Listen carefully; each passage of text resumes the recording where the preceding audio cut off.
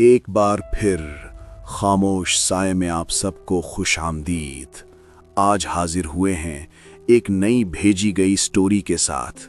मैं इस चैनल पर आपकी भेजी गई स्टोरीज को सुनाता हूं, जो कि सच्चे वाक़यात पर मुश्तमिल होती हैं, जो हमें आपकी तरफ से भेजी गई होती हैं।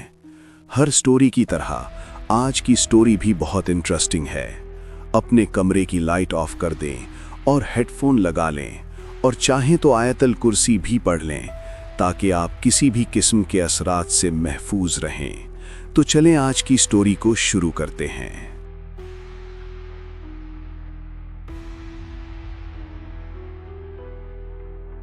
ये वाकया हमारे खानदान में एक फैमिली के साथ पेश आया। इस फैमिली का किस्सा यूं है कि इनकी फैमिली 3 अफराद पर मुश्तमिल थी। माँ, बाप और एक बेटा। तीनों एक साथ रहा करते थे। जिंदगी मामूल के मुताबिक चल रही थी। बेटा और बाप जॉब पर जाते थे और माँ घर पर रहती थी।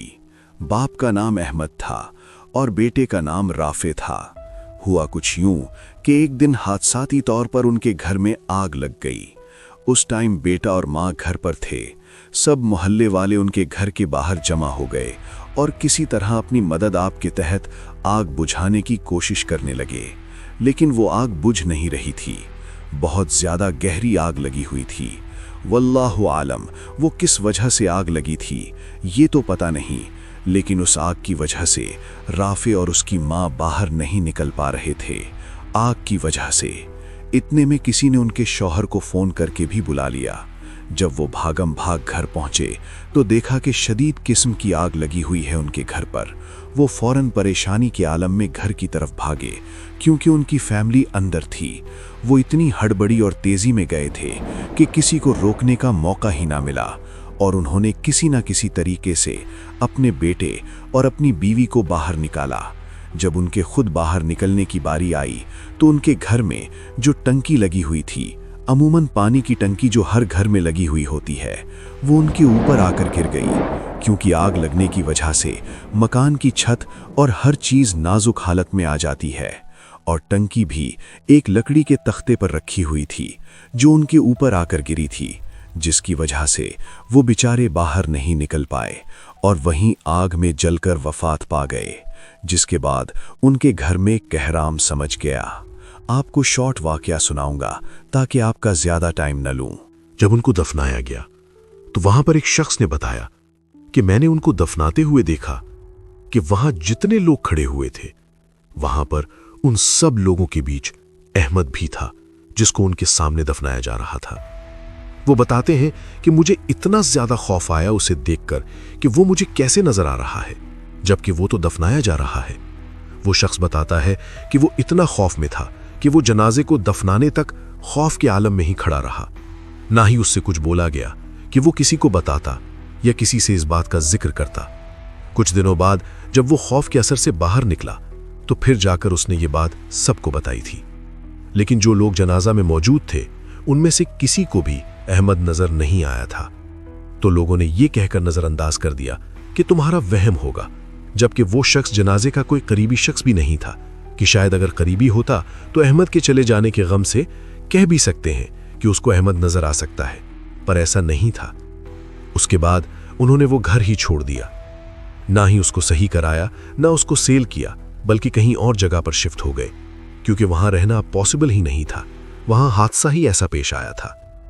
इसी तरह अल्लाह अल्लाह करके दिन गुजरते रहे। इसके बाद रमजान का महीना आया।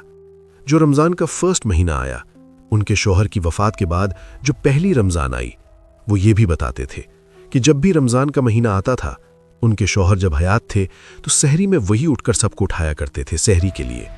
उनकी वफात के बाद जब रमजान का महीना आया तो सहरी के वक्त रोजाना दरवाजे पर दस्तक हुआ करती थी, और इसी दस्तक की आवाज से माँ और राफे यानी उनके बेटे की आंख खुल जाती थी। शुरू में तो उन्होंने ये अपना वहम समझा, और इसी तरह पूरी रमजान आवाज आती रही दरवाजे पर दस्तक की। लेकिन दरवाजा खोलने पर पता नहीं चलता था कि कौन है, क्योंकि दरवाजा खोलने पर सामने कोई नहीं होता था। 1-2 बार पड़ोस से भी मालूम किया कि शायद कोई पड़ोस का बंदा हो जो बजाकर चला जाता हो दरवाजा ना खुलने पर, लेकिन पता चला कि पड़ोस में से भी कोई दरवाजा नहीं बजाता।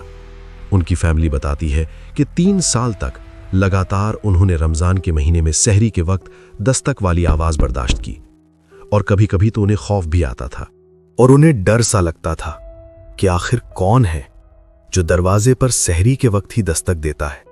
اور پورا سال دروازے پر اس طرح کوئی دستک نہیں ہوتی تھی، لیکن رمضان آتے ہی سحری کے وقت دستک شروع ہو جاتی تھی، اور جب اٹھ جاتے ہیں تو وہ دستک کی آواز بند ہو جاتی ہے۔ 3 سال بعد جب صبر کا پیمانہ لبریز ہوا اور ڈر کا عالم اور خوف حد سے زیادہ بڑھنے لگا، تو ان کی ماں نے آخر کار جب رمضان کا مہینہ آیا اور اسی طرح سحری میں دروازے پر دستک ہوئی، تو دونوں اسی طرح ڈر کے مارے اٹھ کر بیٹھ گئے، اور خوف اور ڈرتے ڈرتے آخر ان کی ماں نے ہمت کرتے ہوئے پوچھ ہی لیا کہ کون ہے دروازے پر، کون دروازہ بجا رہا ہے جو ہمیں ہر سال رمضان میں سحری کے وقت تنگ کرتا ہے۔ جب انہوں نے یہ پوچھا تو دروازے کے باہر سے آواز آئی، میں ہوں احمد، تمہیں جگانے آیا ہوں سحری کے لیے۔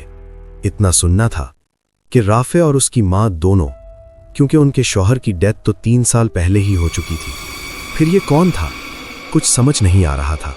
انہوں نے بڑی ہمت کر کے کہا کہ آئندہ ہمیں جگانے مت آنا، چلے جاؤ ادھر سے، جو بھی ہے یہاں مت آنا۔ اس کے بعد ان کی فیملی بتاتی ہے کہ اس کے بعد یہ دستک نہیں ہوئی۔ سٹوری انٹرسٹنگ لگی ہو تو ہمارے چینل کو سبسکرائب لازمی کیجیے گا اور بیل آئیکن کے بٹن کو لازمی دبائیے گا تاکہ آپ کو ہمارے آنے والی ویڈیوز کا نوٹیفیکیشن بر وقت ملتا رہے۔ ملتے ہیں اگلی کسی سچی کہانی آپ کی زبانی پر۔ مجھے اجازت دیں، اللہ حافظ۔